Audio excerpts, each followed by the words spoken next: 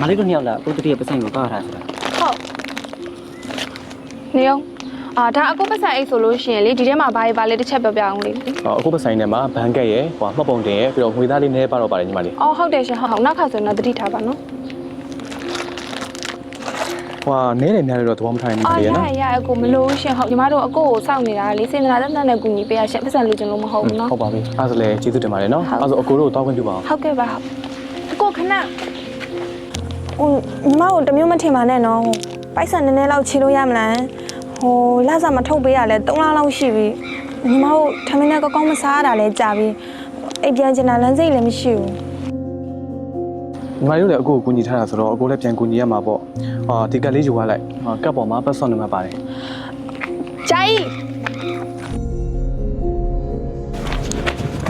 ဂျိုင်းညီမတို့လာစားဘယ်တော့ရှင်းပေးမှလဲဟုတ်ပါရဲ့ဂျာကြီးရညီမတို့လာစားအများဆုံးရှင်းပေးပါတော့နော်ညီမတို့လာစားမရှင်းပေးရလဲ3လလောက်ရှိနေပြီအိမ်မှာလည်းအရန်ခက်ခဲနေလို့ပါအမေအတွက်ဆေးဖို့အရန်လုံနေလို့ပါဂျာကြီးရလှဆန်း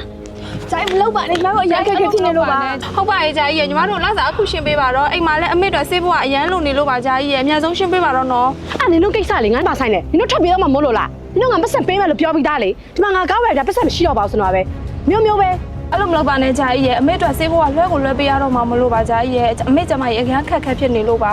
အဲ့နင်တို့ကိစ္စလေငါနဲ့ပါဆိုင်နေဒီမှာကားဝယ်လို့ပတ်စံမရှိတော့လာစားနားမပေးမယ်နှခုချက်ချင်းငါရှန့်ထွက်သွားလိုက်တော့ထပ်သွားရင်ငါလုံချုံနဲ့ခေါ်ပြီးဆွဲထုတ်ခိုင်းပါနော်သူတို့မောင်းထုတ်အောင်မင်းမဘာကြောင့်ပြချက်ရှိလို့လဲသူများရင်ပြင်မဲ့လောက်ထားလားစားရောမင်းကဘာလို့မပေးရလဲနင်ကဘာတူလဲနင်ကပါဆိုင်လို့ဝင်ပြောနေရတယ်ငါနဲ့မဆိုင်ပေမဲ့အမြင်မတော်လို့ဝင်ပြောတာလေသူများရင်ပြင်မဲ့လောက်ထားလားစားရောအချိန်မီမင်းပေးရမှာပေါ့ဒါငါကိစ္စပါငါနင့်ကိုခုချက်ချင်းစုပ်ပြတ်တာဖြတ်စီလိုက်လို့ရရနော်လောက်လိုက်စမ်းပါမင်းကဘလို့ဖြတ်စီးမလဲတော့ငါကြည့်ရသေးတာပေါ့ဒီဖုန်းပေးသားဟယ်လိုအခုအောင်လားခင်ဗျားလက်အောက်ကဝန်ထမ်းတွေကဘယ်လိုတွေလုပ်နေကြလဲလစာအချိန်မီမပေးနိုင်ကြဘူးလားခင်ဗျားလက်အောက်ကဝန်ထမ်းတွေကလစာဘယ်လိုခေါင်းပုံဖြတ်နေလဲတော့ခင်ဗျားတစ်ချက်စုံစမ်းကြည့်လိုက်အောင်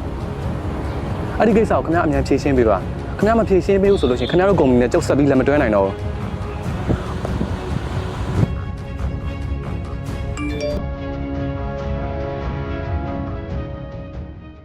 ငါတို့လာစားနေဝင်လာပြီအေးပြန်လို့ရပြီမင်းတို့တေးအောင်လာပြီးတော့ရပြီ